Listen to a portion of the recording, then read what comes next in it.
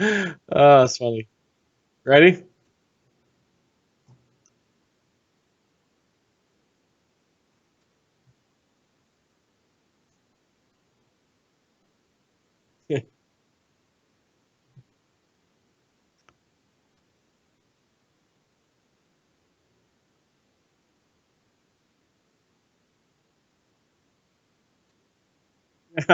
Sunny. It's dark time over here.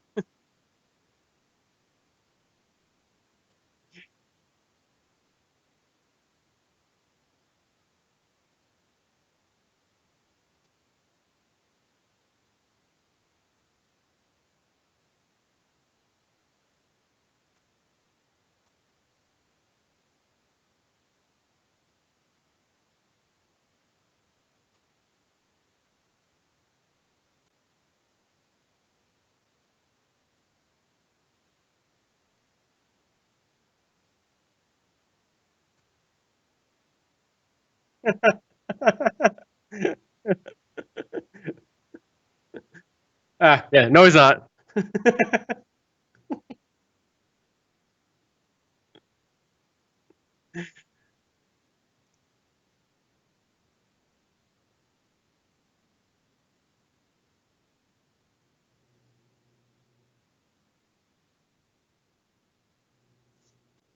Technical difficulties, huh?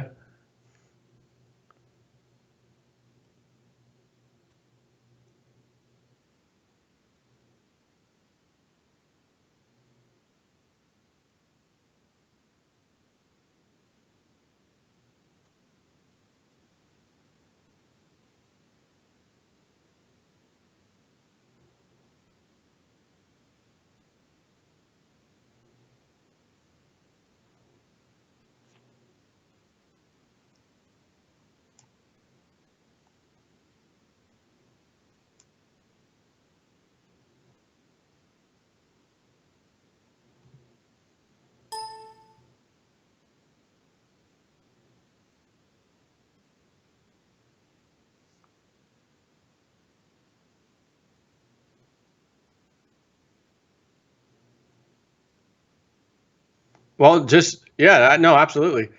Um, I usually do these days 3 to 4 videos. Can you hear me? Is it good, or you want me to hang on? Testing. Yeah, I can hear you. Yeah, so it's good. We're good. Okay. So I normally when I started YouTube, I was doing one like every now and then I do a video. Then it became like one a day, never on the weekends. Then it became 1 or 2 a day, some on the weekends. Now I find myself doing 3 videos, sometimes 4 or 5 in a day. And I'll see some major thing with like a crypto shooting up, to $400. Oh my God, Ethereum! Let me run out to my car real fast. Because I'm at my job, I can't just do a video on my desk. So I run out to my car, do like a 10-minute video. So yeah, I'm all over this stuff, but the broader economy, what's happening globally. I mean, you've got all of the central banks, not just the Federal Reserve in America, but all of the central banks printing unbelievable amounts of money and buying up markets, assets, all that stuff. They're around somewhere 13, 14, 15 trillion, and they're talking about just in the first few months of this year alone, um, it was like 1 point something trillion, about to be 3 trillion here shortly, just in all this buyback. So like you don't hear this on the news, you don't realize that there is a massive problem with the banking system across the world, and Europe's in real bad shape.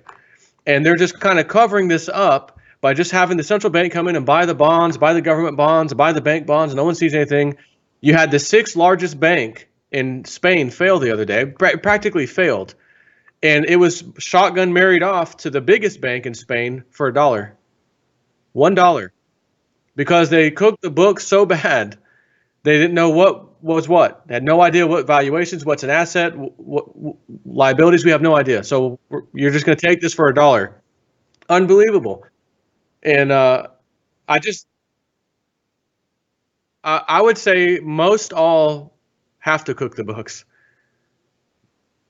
Let's put it that way. In order to be a bank these days, you have to cook the books. Kind of like these pension funds where they got to cook the books and they have these unrealistic expectations of, well, we got to have 7.5%, 8% return on our clients' money. So that's what our projection is. And when they tell you how good they're doing, they tell you how good they're doing based on what they think they're going to do with 8% interest. So it's like, wait a minute, what if you don't get 8%? What if it's 6, 5, 4, 3? One of them I was just talking about got half of 1% as of 2016. 0.6 technically speaking. Not 8%, not 7, 0.6 pension fund. So these people, everybody has to cook the books. The pension managers that run these things, they've got to cook the books. And I'm trying to tell everybody on my channel, if you ever get a notice or a call or something from the pension fund, we want to settle, like we'll give you half of your pension today. You take that thing and run as fast as you can. You take that money, buy yourself some precious metals, little gold and silver. I'm a big time silver guy, but also take some and get into these cryptos. And every time someone said, oh, it's a bubble, it's a bubble. They've been saying it's a bubble since it was $100, 200, 500, 1,000. It's now touching 3,000 for Bitcoin. I mean, you've just got all these problems. I mean, the Federal Reserve today. Wait, hang on. That's all right.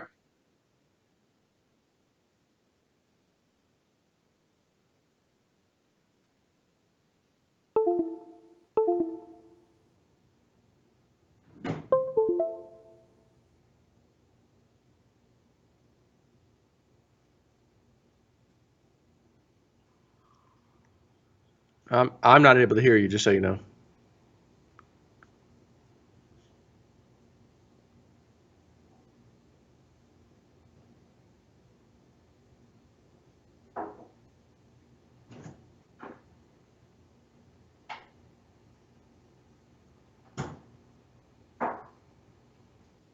Now I can. Yep.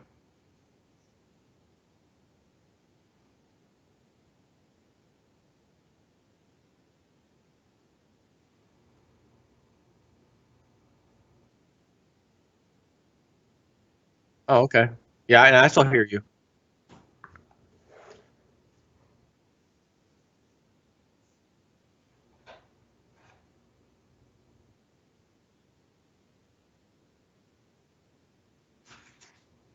We can wait. I'm fine. I got nothing to do. My wife's like, yeah, get up here and lay down in bed with me and watch some TV. Yeah, they're done. Got them. Just barely finished that last one up with about 9 minutes to spare.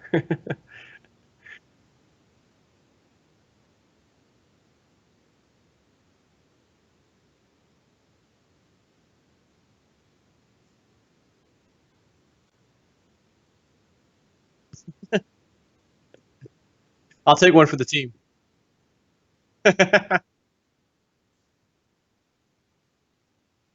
Just write it down on a piece of paper and hold it up.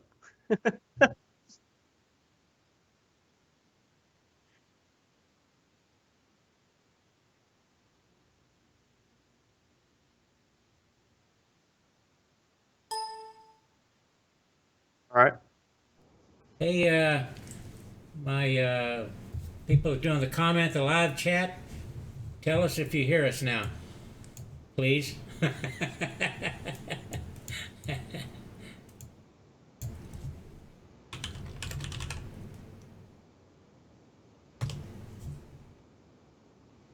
Can you hear us? Talk, Joe. You can hear us, right?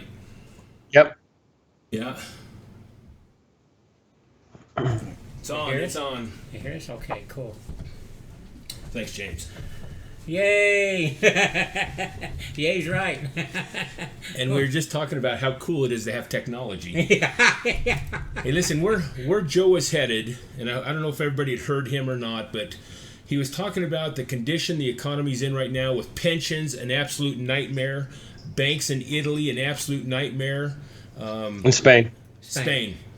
And go ahead, Joe. Just take it from there. What else are you seeing? Yeah, both Italy, Spain. I mean, they've got the central banks are just out of control right now, propping this system up. You've got again, one of my videos I just did right before I contacted you, tonight for tomorrow morning, talking about Toronto real estate. All this hot money flooded in there, caused the housing prices to absolutely explode, like beyond anything else. and the government had to step in and put fees and taxes. And if you don't live here for 6 months, you can't, you're going to be paid. You have to pay like a 15% tax of what the house is worth every year. So that now they're running for the exits. The housing market's collapsing, at least in Toronto, and homes listed for sale just went up 44% in just like the last few days. So now there's again rush to the exits, and a lot of it's speculation. A lot of it's speculators or people putting hot money into that market. And it's the same in Australia. It's the same in many places in the United States. And now we've got the Federal Reserve, of course. We're going to raise rates today.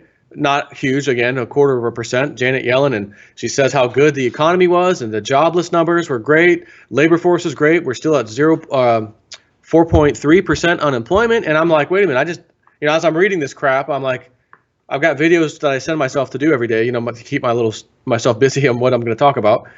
That's funny that one of these videos, and it's got the data to support it, is showing how we are about to, 2017, become the biggest record-breaking year of retail, sales stores, bankruptcy, collapse, goodbye, ever in the entire history of the country. I've seen those So articles. A lot of times when I do these videos, I'm talking to people like, look, I'll talk about something and say, well, we haven't seen that kind of bad news until 2009 or since 2009. And we haven't seen this spike until 2008 and 9. This one's like, no, 2008 and 9 is nothing. This is on par to be the worst ever. So, and I'm like, in Janet Yellen, the data is screaming at the Federal Reserve, don't raise the rates. Okay, don't do it. But they have no choice. They've been talking so long about raising the rates that if they don't, no one will believe them. They'll laugh them off the stage. So the Federal Reserve will fake it until you make it. Give the good nonsense, script she reads to everybody, and off we go. But again, when rates rise, housing costs will have to come down as far as your mortgage, because higher interest rates is higher mortgage rate ultimately. And a higher mortgage rate, you can only afford so much money per month. If the rate goes up, the price of the house has to come down so that your mortgage, your monthly payment can meet it. So I'm expecting housing bubble 2.0 to burst anytime now. The end of the year, again, we had what we call the Trump training or the Trump rally, and he's going to do the Obamacare thing. It's gone nowhere. He's going to do the tax reform. It's gone nowhere. And I'm not blaming it on him. Certainly not, because he's trying. It's the rest of the politicians out there. So you have all this stuff, the market propped up on all these hopes and dreams. And as I like to say, I don't smoke hopium. I don't hope. This is realist news. Yeah, realist news doesn't do that. We don't smoke hopium. We smoke reality. And reality says you better protect yourself. Don't be putting your 401k on. I'm going to put in a 401k. I don't have a 401k. I don't have no pension. I have nothing except physical silver and quite a number of different cryptos. I mainly mess with Bitcoin, Ethereum, and right now I've got some of the Veritasium. And those are doing unbelievable for everybody, including myself. And I'm like, okay, here's me doing what you're not supposed to do. You're supposed to invest in the market. You're supposed to take some of your paycheck every week and take it out for your 401k and contribute. And then when you need it the most, do you have a job? Yes, I do. You don't qualify for your taking out your 401k early, even if you want to pay the 10% fee. You still don't qualify because you got a job. Right. So the best thing you can do is borrow against your 401k at the maximum allowed. And then you have to pay back, of course, with interest, but the interest goes to you anyway, so it's okay. And take that money and invest in some of this stuff, some precious metals and these cryptos. I'm telling people, you have not seen anything yet. Like the old song, but baby, you just ain't seen nothing yet. Yeah. You ain't seen nothing yet with these cryptos. Coinbase exchange, it's not even a big exchange compared to like Kraken or Polynix or some of these other ones. They had 40,000 new people sign up on their exchange in one day about 2 weeks ago. And it's a small exchange. So I'm thinking to myself, well, if that's a little exchange compared to some of these other ones, how many were they getting? And not only that, that's America. How about Japan? How about Korea, which now says they want in on the action now? And China, of course, the big player, China. You have people rushing in there trying to get stage 1, stage 2, stage 3 verified so they can attach their bank account and then start playing the game, buy some crypto, sell, whatever. And they're waiting weeks. It took me an entire month. And I was already level 2, done on Kraken, that exchange. It took me a month to get to the final stage 3. I already put all the stuff in. I'm waiting and waiting and waiting. Finally got the approval. Hey, you're approved. Oh, thank God, the price only went up, like 3 times what it was. you know. But I'd already had my coins anyways, and I was on Coinbase, so I was able to make my purchases there. The only problem I don't like with Coinbase is that you buy something, you buy a crypto, and then it says, okay, this will be ready for you next week in like 5-6 days. Yeah. When you go to these other exchanges, it's pretty much, boom, I pulled the trigger. It's in my account now. Now I can move it or do what I want with it. I can't stand that about Coinbase because you may want to be getting into it. I need the Ethereum now because a new ICO, initial coin offering is coming out, and I want to make sure I can transfer my Ethereum into that one. Oh, wait, I got to wait 5 or 6 days, and I'm going to miss the boat. I don't like Coinbase for that. Joe, it's also an advantage to have these other exchanges when it's time to exit and get your cryptos turned back into fiat or whatever you're going to do with them, because Coinbase, they only allow you so much per week to turn back into US dollars. Kraken is huge on their limits, big difference. And another one I'd say, basically, I sign up as far as trying to cash out Kraken, Coinbase, and Gemini.com, which I heard was the Winklevoss brothers that tried to get the ETF or whatever. They're pretty legit guys. So my strategy is, because when the tough gets going or whatever, when the Bitcoins get going and there's frantically people out there buying and selling, I've seen Coinbase go down because there's too much traffic. I've seen Kraken go down, service unavailable, because so much activity is happening. So I told myself, well, this may only get worse, and they may try to upgrade and stuff, but it's not, it may be futile if exponentially more people keep coming. But again, you're going to have to get to a point where they can handle it. But I said, just in case, when I finally get all the stuff that I've got, wallets and crypto, and I put them on my own personal wallet, which I use Exodus wallet, it'll be sitting on my wallet. I'm going to go to Gemini, I'm going to go to Coinbase, and I'm going to go to Kraken. And I'm just going to bounce around, refresh that page, click on that link. Is their site responding like I expect? If yes, the biggest one would probably be Kraken to cash out of. So I'd probably go send my coins over to Kraken, put a sell order in, and then look at the zeros across the screen saying that's not real. Like, I didn't really just turn, what ultimately was a few $1,000s to start with into maybe $200,000, $300,000, $400,000, $500,000 just by taking this coin, get into Veritasium. That goes on the exchange. Hopefully it comes on the exchange in the next 2 weeks or so on a major exchange like Polynix or Kraken. It goes crazy, in our hopes, and it probably will do to some extent. Flip that back into a ton of Ethereum because that's what you sell it for. Now I've got a stack of Ethereum sitting on standby. Oh, there's a new ICO coin that I'm kind of interested in. I'm not going to spend all my, coin on there, but I'll take a nice little chunk out, dump it into that. Oh my gosh, it took off out of control. Next thing you know, it's like, you just, like, where in the world can you go, especially this day and age, with just a few $1,000s of investment and turn it into, again, potentially $100,000, $200,000, $300,000? Yeah, Like, this is I'm not even on planet Earth right now, but it's real. I'm not there yet because I haven't made those moves. But what I've already done with Bitcoin and Ethereum, as you guys know, you watch it every day, they're way up. I'm like, man, I got in at $100 and something Ethereum. I almost got in at 20, and I keep kicking myself in the butt again.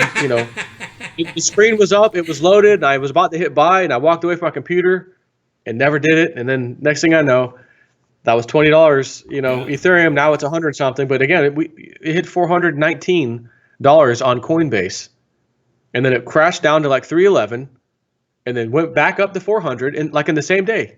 Yeah. We have these phone apps called Blockfolio, and it kind of keeps track of all your coins. And I'm telling you, there's days that we'll see 1,000 or 1,500 drop or increase. I mean, it's just insane the way it's moving. But listen, I kind of want to bring this back to where I want to talk about. It seems that in the crypto world, we've got this mentality of longevity. Like, I'm going to buy Ripple and hold it for 3 or 4 years. So I get conflicted about that kind of maneuver or plan of attack when we're talking about economic woes, maybe in the next year or so, or even sooner maybe. So I think the reason we contacted you is we want to bring people to realization that, there are economic problems in this country, and the cryptos, we got to be prepared. So I want to kind of switch gears into that. Did that even make sense where you know what I'm talking about? Yeah. So I'll simply tell you my strategy. like I just was saying about taking Ethereum, we saw that initial coin offering of Veritasium, the whole thing about it, how it's going to be used, smart token, smart contract. Man, I think this can be a winner. Cliff High and his WebBot reports were talking about this. We got in. I was able to get in at $6. A bunch of my subscribers, or I shouldn't say a bunch, a few contacted me. Dude, I got in at $2. Oh, great. But today there was a couple of sales for $100 each. Oh my of God. one Veritasium. I paid $6 for it, and they paid $2. Okay, there's other ones, a lot more happening around the $40-$50 range.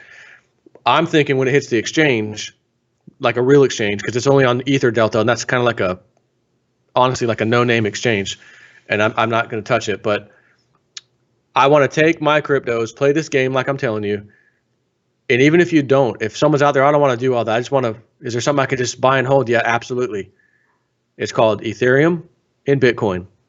And I've always been doing 50-50. Every time I made a buy purchase on Coinbase, 50-50 every time. So the theory is, mine is anyways, we're going to take these things and sell them when we see the numbers that we're happy with. When we say, that's what I want, this is, matter of fact, beyond what I probably wanted, it's time to sell. And I'm going to sell, and I'm going to take the paper dollar cash. Because everything in this country is still paper dollars. You have to pay with, quote unquote money, Federal Reserve notes. But you're going to have a boatload and a wheelbarrow full of that cash to cash out. You got a house, it's paid off, you got to pay cash or, money, dollars. So you don't send cryptos to the bank, right? You got to cash out, take the money and send it. Now, what I will never do, at least for the next several years, I'm going to tell you this. I will have at least a couple, 2 or 3, maybe Bitcoin, maybe 10, I don't even know, maybe 10 or so Ethereum done. That way, if by chance the future says, boy, oh boy, did the cryptos take off more than anybody expected, even the people pushing the hell out of them. And now Bitcoin is, $100,000 or what have you, or Ethereum's, $25,000 in, 4 or 5 years, let's say. I want to be able to say, well, I'm glad I hung on to, 10 of these and 3 of those. And, again, I'll cash out again, and then I'm, you're completely out. We may find at that time, which I don't think in 5 years it'll be that way, but ultimately the new system that's going to have to replace this old antiquated, legacy banking system we have now is quite possibly going to be blockchain related. Well, is the blockchain, will it survive the what is it, the downturn? I mean, I believe so. Can you use it as a hedge against it? Joe, let me add to that too. Let me add to that. That's a good point. And yeah, I think governments, they need electricity. There's no way they're going to shut down electricity. They're going to need internet to keep things functioning. But my point, along with Rod's, is if we have a collapse, things don't always rebuild, by Monday. I mean, there could be some time, and there could be some time where a lot of these smaller altcoins that don't have sound platforms take a dive. I mean, they might be out of the picture. So go ahead, expound on that. Yeah, there is absolutely, positively, 100% guarantee some of these ICOs coming out, initial coin offerings, are going to be essentially bogus.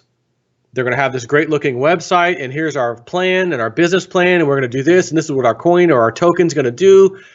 It looks great. It looks legit. Meet the management team. Okay, it looks like every other ICO I've ever seen. And it turns out to be a complete flop, and you just gave someone a bunch of Ethereum, because that's usually how the ICOs go. It's usually a token that rides on the Ethereum blockchain. So you have to have Ethereum to sell into this new coin. But sometimes it's, 100 to 1, 1,000 to 1, 5,000 to 1. So, I can get 5,000 coins for 1 Ethereum. Oh, I'm going to ride this baby up. And it turns out to be absolutely nothing. Now your Ethereum's gone. There is going to be frauds and scams. That's why I'm telling everybody. And you can go to, I think it's, let me make sure, CoinMarketCap. Yeah, coinmarketcap.com. And it shows you the market cap of them all. Bitcoin, matter of fact, I can switch my screen for you. Bitcoin, Ethereum, of course, Ripple. Now, I'm not in Ripple. I'm never getting back into Ripple. I missed that boat when it was 2 and 3 cents and went up to 30-something cents. That boat is over. But Bitcoin and Ethereum, these are solid, name brands, if you will. Another one that's probably going to be just fine, actually, is LiteCoin. But if you look at some of the charts, and you look at all the coins and you sort them by percentage gain today, you'll see these coins you never heard of, pot coin and cannabis coin and all this crap. It's up 50%, it's up 70, it's up 90%. But then I'm looking at the volume. I'm like, it's not a lot of volume, especially when you consider it's 5 decimal places over from what 1 Bitcoin is. That means that a person with 1 Bitcoin could put some immense volume on that coin. So I think those are people just pump and dumping, and ultimately those little coins, if you can get in at the right time while it's being pumped, you could tell everybody, man, I made 40% in one day on a cannabis coin. Whoa. And then they would get into it and it stops moving, and then they're just stuck up, they're stuck with their cannabis coin not doing anything. That's why I try to tell people, like, I feel like my job as a YouTube broadcaster, like, is to tell people the safest thing to do, even though I'll discuss, like, you want to gamble, you want to take a chance, do this.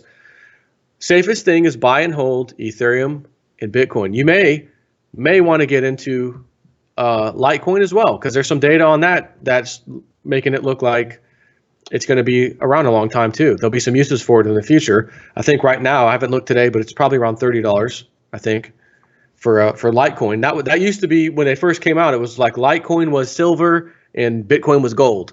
And when they both go up, they both come down. But LiteCoin being $30 and Bitcoin's 3,000, that's like that's not silver. That's like comparing copper to gold, that kind of thing. But yeah, anyways, you're going to see some scam coins for sure. I'm not able to tell you how you could ever figure out, like, here's what you need to do to see if they're a scam. Again, if someone's coming out to do this, to just pump and dump a coin that they wanted to create with no real intention of doing what they say they're going to do, you don't know. Their website's going to show everything that you want to see and the path to success, to where we want to be in, 3 months from now. And again, they're going to see pictures of their management team and this guy, he's our programmer, and you're going to think this is completely legit. Yeah. So people need to stay away, in my opinion, of those unknown coins. Even though someone may grab them and they may be around for a while, there's so many. How does anybody know which ones are going to be around for the long run? Along with that, I guess some advice that we would want to give would be, you have to pay attention to current events somewhat. If there's struggles going on with the banks, or look at the way they inflate or cook the books, let's say, on employment figures. We know unemployment's a lot higher than what they're saying. Inflation's a lot higher than what they're saying. So they're going to paint a picture of everything's rosy. But if you listen to channels like yours and stay abreast of what's really going on out there, or find some websites that kind of bring current events into your life, you'll know basically some time to get out of some of these smaller coins and back to a safe haven of the top two, Ethereum and Bitcoin. Yeah, it's just something you got to be. Everyone has to be responsible for themselves. We have this mindset. I don't know if it comes from the education system or whatever, but the mindset is these are like Ivy League investment guys. These are gurus, and then some moron who does YouTube videos in his house, is telling people, don't listen to these experts. Take control of your financial livelihood yourself and invest in precious metals and cryptocurrencies. Well, you don't want to be blinded by what the freaking news media says anyway. And one thing they want to listen to the normal. You always give us places to look, and you show us where all this stuff comes. So, it's better to have you than them guys. Yeah, the data is there. Yeah. All you have to do is look. But most people, like the movie The Matrix, you start talking, they'll fight you to plug themselves back in. They'll fight you to plug back in. I don't believe you. You're, whatever. And then you show them, oh, look, let me show you what I did. Yeah. Oh, really? How'd you do that? And in their mind, well, maybe it was luck or whatever. I don't care. I used to be on Facebook many, many years ago, trying to wake my friends and family. I figured that's the first place I'm going to go. Friends and family. I've uncovered information and the banking system and this fraud and these manipulated markets, and I never knew this stuff, and I've got proof. And you guys, we just need to be concerned about this. Stop posting bad stuff every day. Why don't you, look at the positive things in life? And I'm like, well, I'm not looking at the positive things actually, because these are extremely important. Yeah. Positive or negative, I'll take whatever it is. Yeah, And but if it's you switched negative, it around. how can I make it positive? Exactly. How can I make it positive? Well, Oh, you did I found switch it this. around. Bitcoin. That's it. I got people and precious calling, metals. emailing me day after day. Man, the Vertisium call was great, and I got on Ethereum. And I would have never done it if I didn't listen to you. And I'm like, man, I finally get to come out here and do some positive videos. Hey, guess Yeah. what? I don't have bad, horrible, fake news for you from the government numbers of unemployment and all this garbage. I've got some great news. You guys are holding Ethereum. It just went up to $400. How you feeling today? Someone emailed me. I'm on paycheck to paycheck. I have no money to spare, but I was able to just take a little bit, and I invested in the I think they said Ethereum, and then it skyrocketed. And they're like, oh my God, I like tripled my money, paycheck to paycheck. Now you got a nice little, not a huge nest egg, but you got a little wiggle room now. Yeah. And they might take that again. Just hold on to it. Leave it in the Ethereum. I'm telling you, it's went from 100, 190s, 180s into the 200s and rapidly into 300, almost like it was standing still, and is now in the high 300s, 400s, constantly bouncing around. A lot of profit taking, but that's expected. Yeah. Just hold on to your coins. Don't sell and get nervous. But we have not seen anything yet with these prices. It's going to double from where it's at today. I guarantee it. It's going to triple. I guarantee it. So everybody who gets in, oh, I'm too late to the game now. No, you're not. We thought that at $200. Yeah. We thought that at $100. We thought that at $1,000. I remember not that long ago, I bought 2 Bitcoin. One was in the $1,300 range, and the time before that was like 12 something. And I'm like, oh man, that kind of hurt. Oh boy, I hope everything that I'm thinking I'm knowing is going to work out. Sure enough, $3,000 Bitcoin practically. Here we are. And Ethereum went up in just a matter of 30 days. It was unbelievable. It just, Like a rock. It did. I can't believe how much money we made. I was just one of my videos for tonight that I'm doing for tomorrow was discussing now. Morgan Stanley is getting flooded with emails and phone calls. Explain Bitcoin. What's happening with Bitcoin? How is it skyrocketing like this? What's going on? I guess a bunch of their clients are wondering. Hello, this is not the banking system. This is not the, stock market. What's going on? And Morgan Stanley doesn't really know what to say. So they, blockchain technology, it's, they're so volatile, it can never act as a currency. It'll never be a currency, but it's acting more like a commodity. Well, that's okay. It can act like a commodity. If it's going up 3 and 4 times its value, that's okay with me. And I'm sure it's okay with everybody else. Amen. Well, trying to downplay it a little bit, but these bankers don't know what to do. And the thing is, they can't invest in it for their clients. The regulations and stuff to be a financial advisor and a hedge fund, they can't invest. There's no ETF. There's no paper. Oh. And that's how they break markets anyways. When they start to introduce ETFs and paper to the game, that's usually when you start to see the rigging occurring, and they can cap the price by just flooding paper at it. Right now, there's not any ETFs. Now, the other thing is, let's say that ultimately an ETF comes for Bitcoin. Now, all the big boys have access to it in a condition that we're talking about, housing, bubble, horrible unemployment numbers that they pretend are fantastic. 44 million people still on food stamps when it was 24 million just in 2008 or right before the crash. So how the hell is that 4.3% of unemployment if 44 million are still on food stamps? So they're going to be, everyone is, the pension funds, they're going to be chasing, give us some kind of interest rates. We're dying. Give us something. Like the one I told you about last year, 2016, 0.6%. They were hoping for 8. Okay. Take these people, that manage these funds. Oh, we have an ETF for Bitcoin. It's got a 40 billion something dollar market cap, I think, right now. We manage, $12 billion. Let's, not all of it, but let's cut a little 0.25% off of that and put in these cryptos. Do you have any idea, I know they can control it with ETFs, but do you have any idea the price rising that would occur on one little hedge fund putting a little speck of sand of their funds into Bitcoin? It would be like a rocket taking off. And then you'd have people coming out again. Oh, it's just a bubble. It's a bubble. Dude, it was a bubble at 100, 1,000, 5,000, 10,000. It's now 30,000. It's not a bubble. Along with the increase like that, you think about how few people are really involved with crypto right now. It's minute compared to the numbers of population.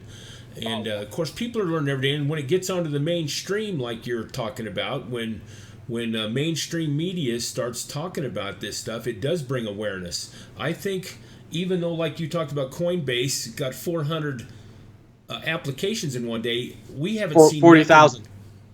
Yeah, 40,000. 40,000. Yes. Sorry, but we haven't seen nothing yet. Wait till the hordes really start. You know, China, their currency's devaluing. They have to put their money into something that'll retain the value for them. And they're finding these cryptocurrencies are providing that avenue. So that's right, because they were dumping money into the Canadian real estate market outside of the rules of their country, which are simply capital controls. Capital controls meaning we want your money to kind of stay over here. We don't want you investing outside the country. But all they had to do was install a little wallet program on their computer, go to some exchange, which they were connecting to exchanges outside the country, buying and selling cryptos right there from their computer. Right? Yeah. You sit at your desk, like we're talking right now. Yeah. I can open a web page and just do stuff, right? Sell, buy, hold, do all this stuff. So that's what they're realizing. This is our way to deal with our country devaluing our dollar. So I personally believe we're going to reach a point in the world, I don't think it'll be too far out, where it'll be a race of country to the bottom of they devalued. We had no choice. We had to devalue because exports, we got to compete. And if they devalue, their exports become way cheaper than ours. And we're both competing in that market. So we got to devalue. And then that one's going to have to devalue. And then this country's going to have to devalue. If that crap starts happening, forget it. Forget the price of this, because this is basically a thermometer of the money being printed, the hyperinflation that's actually really happening, but they as in the club, as I like to call them, control all of these things. So all the thermometers you'd look at, hey, what's gold at today? Gold should be skyrocketing. No, that's actually down $20. Huh? That's funny. Someone just unloaded $4 billion in paper gold. No gold moved anywhere, just pieces of paper contracts, right, and dropped the price $20. So people are I think people are getting tired of seeing this and saying, I think I want more control. And it is. It's pure control. That's part of that's what blockchain is. Personal, private control. I had a guy emailing me, dude, call me. You got to call me. I'm in no, he was in a U.S. state, north part of the U.S. And he's like, I got a story to tell you about Coinbase and my bank. So I'm like, all right, I'll give him a call. So I call him. This was actually today, right when I got home. And I was out there chatting with him for a bit. And he's like, yeah, I'm into the cryptos. And he's like, I got a Coinbase account and I'm moving money around and I'm putting it into Coinbase and I'm buying and selling. And he's like, all of a sudden my account, like they won't let me use it anymore. So he's like, what? Someone from like the, security department of the bank or whatever, serious fraud and such division calls him and is like asking him all these questions about what are you doing with the money and what is it? And he's like, well, it's my money. It's my account. I'm not doing anything illegal. There's no drug activity with this. This is completely legal. I'm trading stuff, cryptos, and what are cryptos? And he's like, I really don't want to have to get into it with you, but it's my account, it's my money, and you shouldn't be having to question me right now. Well, okay, well we'll just have to see about that. Next thing he knows, he gets a letter in the mail. We're closing your account. We will send you a check in the mail. You're no longer going to be a customer of ours. So I told him, because I know there's 2 states right now, for some reason, I don't remember which 2 states they are, but there's like a law or something on their books that somehow affects them from messing around with like these cryptos on Coinbase. So as soon as you try to sign up, Coinbase asks you what state are you in, boop, nope, you're not allowed. However, some people were already on there and apparently got abruptly shut off. So they're trying to figure out now how do they get their coin or cash out or whatever. And I'm seeing videos popping up over the internet today. Oh my God, Coinbase is stealing Bitcoin. No, they're not stealing Bitcoin. They're complying with a state law that they have to. Right. There'll be a way to figure out what happens with it. But I told him, I said, if you're one of those states, take your butt across the border to the next state, open a freaking bank account, and then do it there. Just put your bank account information in your Coinbase account. Oh, okay, perfect. And then just go that route, and try that. But, again, these things are just amazing, and people keep thinking I got to get on the ground floor. So I don't want to get in. It's too high. It's not too high. As a matter of fact, get ready for this. it's never going to be too high. It's going to keep going for the reasons we just discussed about people are flooding in. And then this country comes online. Now Singapore. Now the Russian president, Putin, meets with the founder of Ethereum. Yeah. They want to use blockchain technology for the Russian banking system, central bank. What? What did I just hear? Right. So again, I don't think these things are going anywhere. Now, ultimately, the little fraud coins and the little nonsense coins, no one knows. These are just day traders screwing around. Forget all the noise. Bitcoin, Ethereum, maybe some LiteCoin, Dashcoin. Dashcoin will probably be around for a long time too. I think Zcash or Zcoin, whatever it's called, is probably going to be around for a while as well. Again, it's a new thing. This is like the internet being created. So it's this new thing that no one ever expected or knew what it would turn into or how it would even work. And then all of a sudden it's here and everybody's using it and it ain't going away, right? It's just getting bigger, faster, more information. We're able to Skype, we're able to do all these things, and I think that's where technology is going to take us next, which is cryptos, banking, finance, ledgers. See, that's the other thing. Central bank, Federal Reserve, can you do an audit and tell us where this money went? No, I don't know. I remember the Congressman Alan Grayson from Florida, Orlando, Florida, was grilling like the Inspector General, whatever her title was. Do you know where the $9 trillion went that was off the balance sheet? Well, we have. I didn't know. Do you know where it went? No, I don't know where it went. Are you the Inspector General who should know that? Yes, I am. But you can't. She had no answer. With blockchain technology, you'd be able to see all of it. A complete and accurate, unriggable ledger. No cooking the books, no this, no that, no fraud.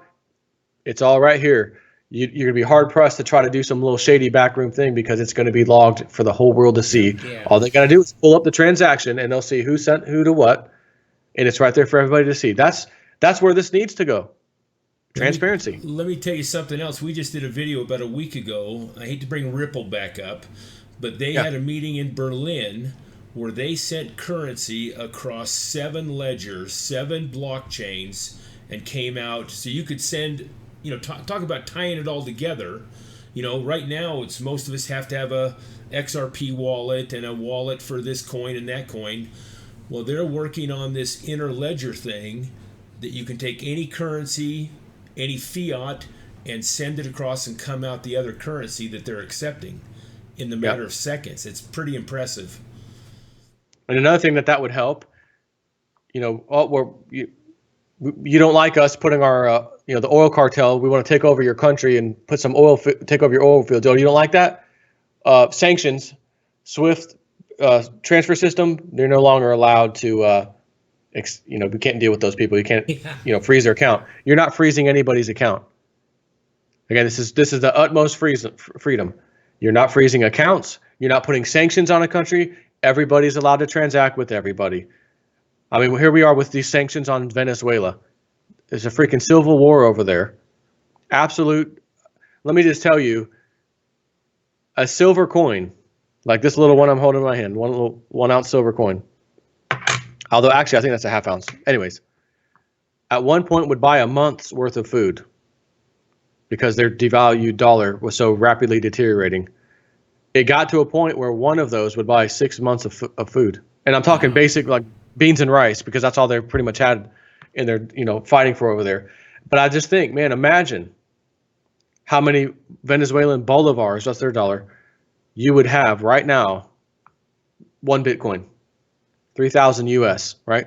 If 1 silver coin could buy you months worth of groceries, and that's valued at, let's just round it off and say it's $20 today. It's lower than that. $20, you have 3,000 US dollars. Again, it's all convertible. So if this country devalues and your country devalues and, I'm not affected. My money's on the cryptos. You just destroyed the value. We woke up one day and it's 3-to-1 with the dollar. It used to be 1-to-1. Now it's 3-to-1. That actually happened in Argentina in 2000, 2001. They woke up the next day. It was fine the day before. Next day, 3-to-1, boom. Oh, that's okay. I've got US dollars in my bank account in Venezuela, in Argentina. So they went there. Oh, sorry, the government passed a law last night. The US dollars you had here we're going to exchange for our currency at 3 times the value, correct? No. You had 10,000 US, you're getting 10,000 of ours back when really you should have got 30,000. Again, if this technology was there and you had your money on this, even in the Argentine dollars, pesos, or whatever they're called, you'd have been made out like a bandit. Because in your currency, oh my God, it just went up 3 times. My cryptocurrency just went up 3 times the value that it was last night before I went to bed, just because they devalued. So again, there are so many good reasons for this technology to fix a lot of these problems. And a lot of governments, like our own, uses these tactics against other countries that don't play ball with us. Will, cut your bank account there, stop you from using the SWIFT transfer system, sanctions. This is an open world. Essentially, all of us transacting with whoever the hell we want to transact with. Don't need a stupid government in my way. I don't need their government in my way. You're a Chinese man, and I like you, and you got a product that I want. Let me pull up my little device, phone or computer. Boop. Yep, here's a transaction. It looks like you got it, correct? Yep, okay, send me the product. No middleman, no bank fee. Wire transfer. Can you come in and do a wire transfer to China? We got to charge you $60 now. $60? Well, it's in the part of China. It's a little more expensive. For wire transfer? What happened to like 20 or 30 bucks? Oh, well, it's international. And then get the F out of here. Get lost. You hit it right on the head. And the freedom, before crypto took hold like this, and you were a big part of us getting into crypto. We've been coin stackers for a long time too. I mean, I was an early man and was buying silver at $2 and $3, $4 an ounce back then. Always wanted to control my own assets, no stock or nothing. But as you started mentioning crypto on your show, Rod and I looked at you and says, it is pure fiat, man. We are staying away from that stuff. And I'm not trying to sidetrack us, but anyway, the more and more got us converted onto it. Yeah, I thought it was a Ponzi scheme. That's the first thing he mentioned. Then the next day he called me and said, "No, what about that?" No. But back to freedom. Before crypto has made this hit, and it's still on the new stuff, governments are getting rid of their currency. They want everybody on a digital type system because you lose your freedom. If you don't have cash or some way to transact, your freedom is gone too. Look at Switzerland's, Sweden. Sweden is 90% cashless. And all these countries are working. Even there's been talk in the U.S. about getting rid of the $50 and $100 bill. Yep. They say only drug dealers use that. But let me be. That's what they said in India. Yeah. They said that in India too before they completely destroyed their $100 or was it $500 and $1,000 note, I think, for them. And instantly, the most poverty-stricken places lost everything by the government doing that. Yeah. Again, if they had cryptos, which I understand the most poorest people probably don't have any electronics, but that is changing these days, But if the technology was there and they were using it, they would have been saved. Oh, you want to take the little $1,000 bill? Piss off. Go ahead. It doesn't affect me. Yeah. I've got most of my money out of your reach and out of your control. There you go. That's the way it should be. Yep.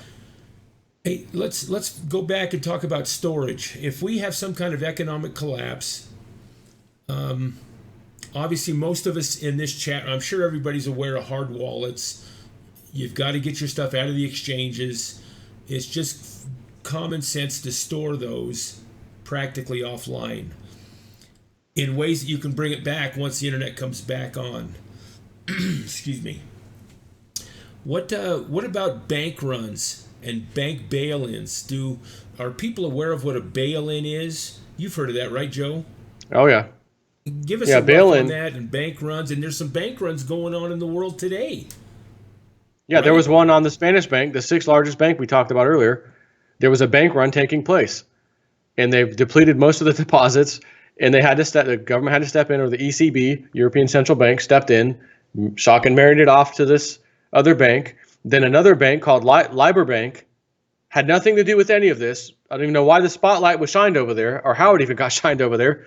Their stocks are plummeting 20%, and it looked like another run was taking place on their bank, which is kind of new, so who knows how that's going to end. But Italy, you got people pulling their money out of the banking system there. Greece, they started doing that a while back. Cyprus was the first country that had those issues, and they got a bail-in. So a bail-in is essentially will go after an investor, people who have the bonds of the bank, certain tiers anyways. They'll go after them first, the investors. And if it ain't enough to make the bank whole again, they'll essentially go after the account holders if you have above the like FDIC insured amount, which I don't know what they call it in Europe, but they have something similar. So in America, I think it's 250,000. So if you had 500,000 and there happened to be a bail-in and the bondholders couldn't cover what was needed, sorry about your luck. You're about to be bailed in, and then we'll give you shares of our broke bank in replace for the 250 we took from you and left you with your 250. I don't know that we'll see that in America. I don't know that our government would want that, because people here, I don't know. I don't see that happening, because number one, there's again the too big to fail banks. We saw they'll just bail them out, and they're not going to ever deal with a person like you or I or anyone else that just got 250K or whatever we had above 250K taken, and shotgun married ourselves into the bank. They would here, I think, it'd just be another bailout, restructure. This bank buys that bank, that bank that buys that bank, and JP Morgan recently was basically very publicly, openly saying, basically to all the medium and smaller banks, you guys, they said this, you guys need to start merging today, like now, as soon as possible. Because at the end of the year, there's going to be some major liquidity problems that we don't know if you're going to be able to survive. So you need to start merging now. And I said, well, that's true, but I think there's a little bit more to the story. Big bank eats little bank. So medium bank eats little bank, and too big to fail bank eats medium bank. That's the ultimate plan. But even with that, I think we're going to blockchain technology. And I thought to myself, what if by chance, and this could be possible, that the elites, the ones who want to push this new world order crap down our throats, are letting the blockchain ride right now because their technology, when they're ready for the new world order currency system, is going to be a blockchain, kind of like, say, Ripple or whatever, some coin. It won't be Bitcoin or Ethereum. I don't believe that'll happen. It'll be some coin possibly like this. But again, the transparency and the ability of them to shut you off goes away. So I don't think that was their intention. I think they wanted their own system. Again, they want to microchip everybody and have everything on your microchip and scan it and pay everything with it. But if you have a Bitcoin or whatever coin on the blockchain, you can't erase that. They can erase your chip. Oh, we never heard of you before. Prove you exist. Oh, I can't. I have nothing to show you. But a blockchain, oh yeah, we can. Let's pull up the ledger that everyone in the world can pull up at the same time. Mm-hmm. There's my stuff. There's my transactions. That's me. So I don't know what they're doing or what their minds are telling them. How do we deal with this? If Russia is already deciding to get on Ethereum, that's not part of the plan. It would have to be a elite controlled cryptocurrency. But I thought to myself, maybe they're realizing we don't have a choice. We're going to have to go crypto anyways. Let's get our own at least so we can control it to some extent. Maybe if they create it, I wouldn't trust it because, again, there's probably some ways for them to rig things and screw with it if it's them. But I think they're going to try to do something one way or the other. And maybe they're letting us all have fun with these cryptos because wherever they take us ultimately is going to be on a similar path. And it'll be easy for us to transition off of that right onto their platform. It's just a thought that might be a possibility. But again, it just adds the question, look how many people still might flood into this industry. It's phenomenal. It's not slowing down. It's crazy every day. And when they start talking bubbles and stuff, there is just no way. Not at 1% of the population into it. It's insanity. It is. Yeah, see, it's kind of like I hate using the word Ponzi scheme, but you thought of it yourself at one point, right? This is a Ponzi.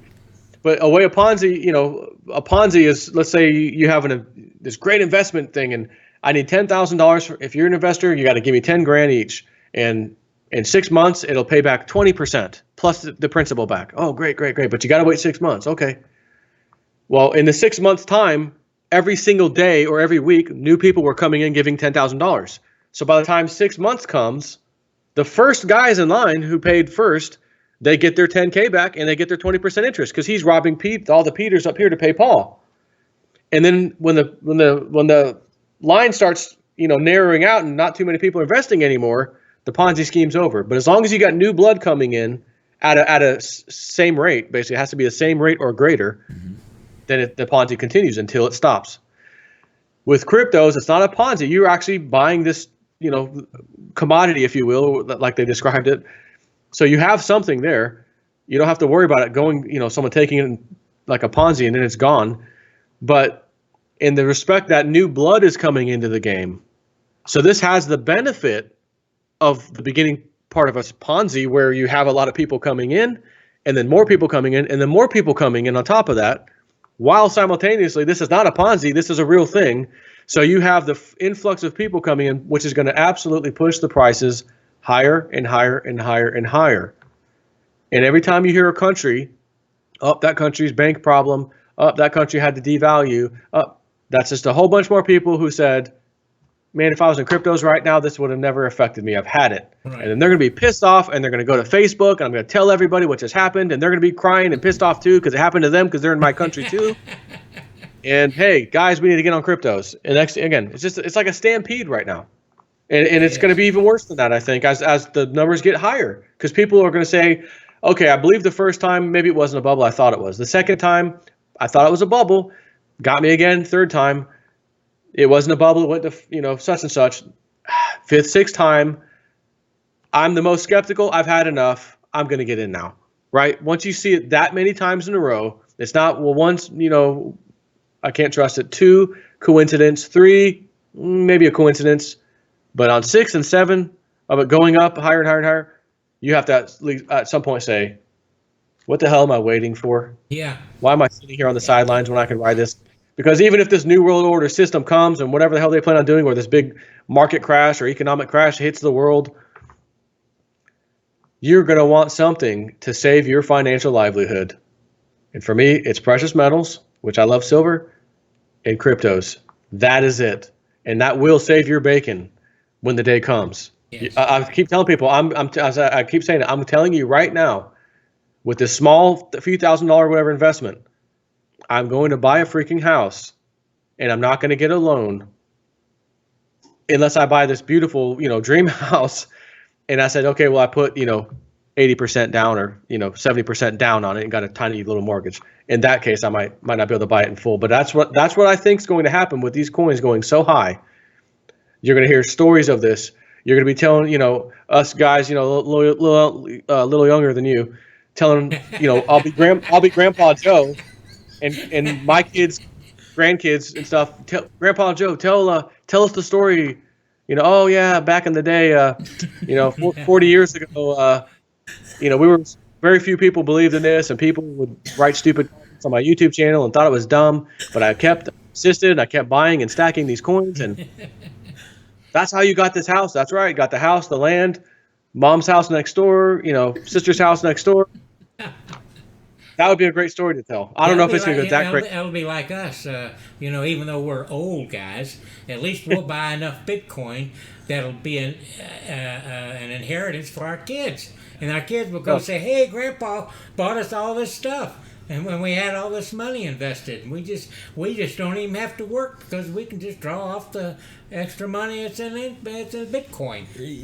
JSnip, that's exactly true because there's not a thing we need in life right now. No. Mortgage free, debt free, Yep. and not that I want to just stack this for the kids, but God, this is kind of giving us some purpose again. Yeah. I mean, we're excited about being involved in this stuff. I'm thrilled. It's been great. Every day I wake up. One of my buddies lives in the neighborhood. I met him through our kids.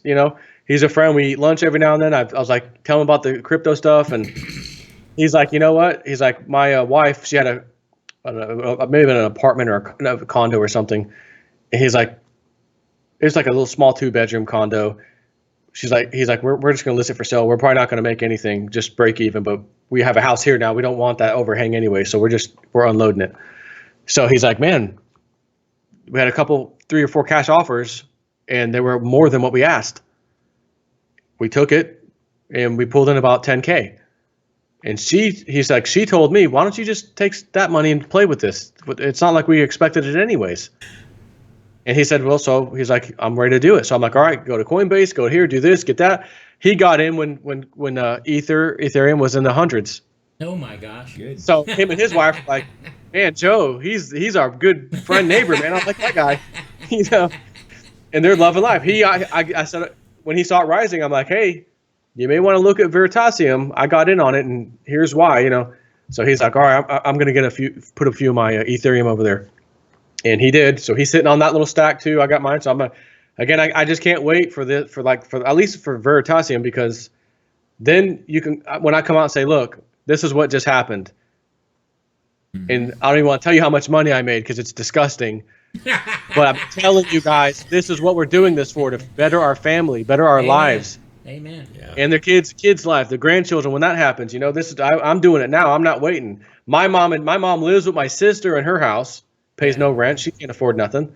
My dad lives with a guy that he's got a couple, 2-3 acres where he lives. My dad loves life out there in the country, and he got split off a little piece of his house as like its own apartment, and he's, you know, making I think it's $500 a month, includes everything, but that's not what I expect my life to be, or my kid's life when we retire, to live in some other guy's house, paying him $500 rent, or living in my daughter's house, in a fourth bedroom with kids and all noise, and thinking, you know, this is not how I plan to retire. So I'm thinking to myself, if I pull this off the way I think might be possible, I got myself a house, a couple, 2, 3, 4 acres, whatever the hell it is. Mom, get the hell out of Andrew's house. Got a little spot for you over here in the corner, you know, trailer or whatever it is, mobile home. Dad, get the heck out of that guy's house. Here's a spot for you over there. Yeah. And then, hey, now we got family here. No bankster, no debt, no stealing my property. There you go. You know, you pay a mortgage for 25 years. You got 5 years left. All of a sudden, the bankers do what the bankers do: crash the markets, jobs collapse. Uh-oh, I lost my job. You just lost your house. All the money you gave that bank over 25 years, which, by the way, because of the interest, has more than doubled, usually tripled the initial amount. But that ain't good enough. We need the last 5 years. And if you don't got it, the house is ours. Yep. Then they take that and sell it for $200,000-$300,000 what the house is worth, and keep all of it. Yeah. You get nothing. So again, in 30 year, you know, in the early 1900s, I looked this up. When you would get a mortgage, people were putting 40% down.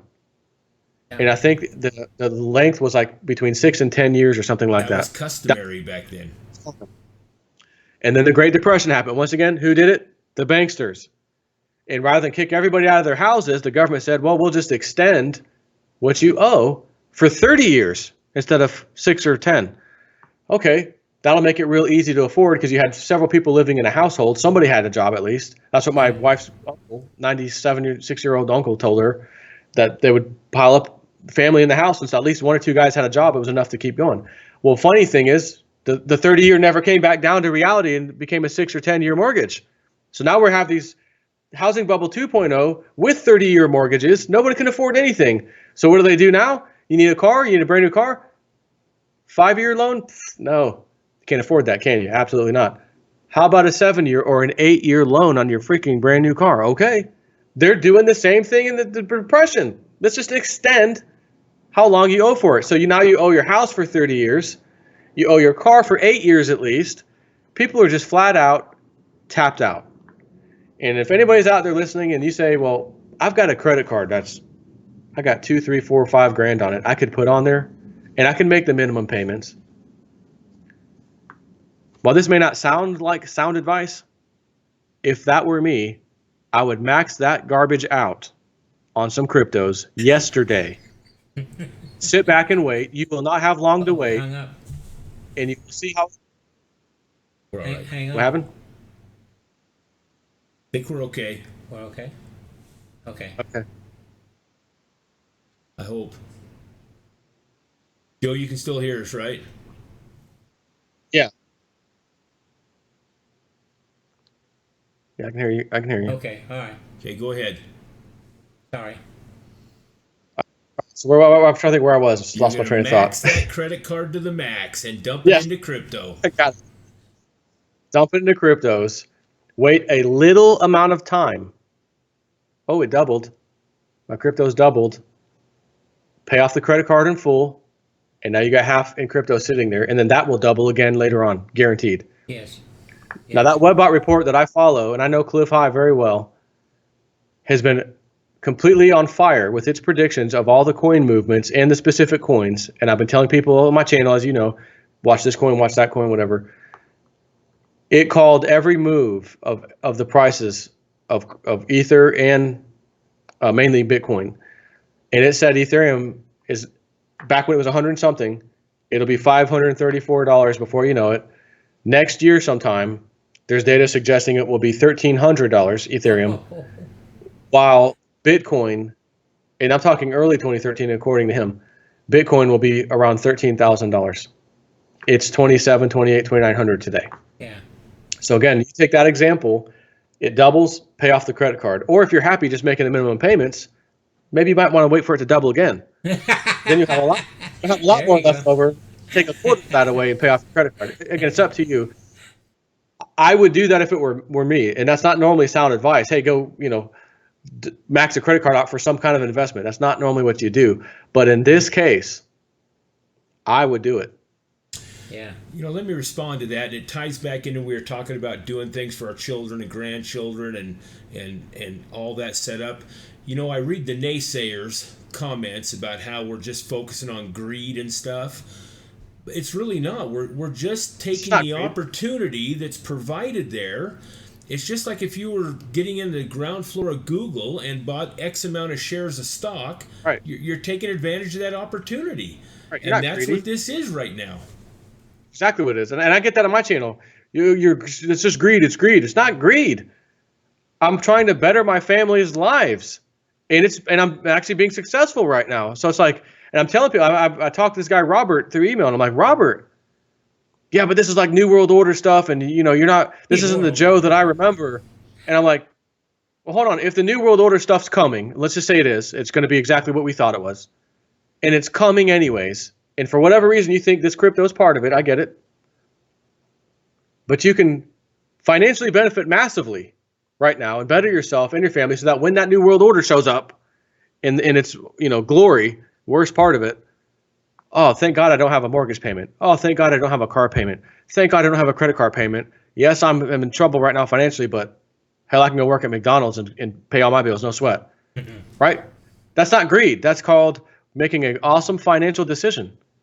It sounds like greed because there's so much money involved. No, just because there's a lot of money does not mean anything. It means nothing. Like you said, it's just bettering family, your life, trying to look out for future generations of your family. It's plain and simple. So it's like, if something's going to happen anyways, regardless of what it is, and you can benefit, who the hell wouldn't do that? No. If someone came to you and said, listen, I've got on this piece of paper 5 of the 6 winning numbers tonight, lotto, $20 million. I'd take a look at it. I'm going to write that down. And I'm going to guess the last number until I've maxed out the maximum numbers. Spent $50, $100 on tickets, whatever. And I just gained. It's just information. And the information in this case is watching Bitcoin and all these cryptos going freaking ape and saying, why am I not in this? Until we say, I got to get in this. Yeah. And then we write it up. And then someone else comes in later and says the same thing. And then they write it up. I'm telling people, show me a stock market or anything where everybody wins, where everybody is like winning. It's not attached to the bankster criminal system of market manipulation, all that crap. We have a real true free market. There's no intervention by them because there's no paper to trade. And look what happens. It explodes and all of us are like winning. This is absurd. I was like, I'm not even on the planet Earth right now. It's nice that everybody wins. There's no losers if you invest properly. Right. And speaking of greed, don't be greedy. Get out at the right time. Yeah. Because that's when you make a mistake and everyone's running for the exits and you're trying to place a sell order and the page cannot be displayed, service down. Oh, crap. Just set a price point where you say, when it reaches this price, if it ever gets there, I'm out. Yeah. And when it gets there, get out. Yeah, don't fall in love with it. Right. At that note, We've been over an hour. Joe, we are so appreciative of your time. Please thank your wife for us when you get upstairs. And, Sure thing. Hopefully she'll feel a little frisky. And thanks so much. Your advice has been sound. We're going to kind of end this, folks. We appreciate all the chat. Oh, it's Been a lot of questions we haven't had time to get to. And Joe, hopefully in the future we can do this again. All right. There's still some great discussions to talk about. We got that BIP 148 coming up in August 1st. And we just heard today that shortly after that, they are planning a hard fork right after that soft fork. So there's a lot of things going to be in the news recently on crypto stuff. So thank you so much. Appreciate it. Appreciate all the comments and our subscribers that watch both channels. And God bless. All right, Don't take care. hang around for a second. All right. If I can figure out how to shut this thing down. Here it is over here, isn't it?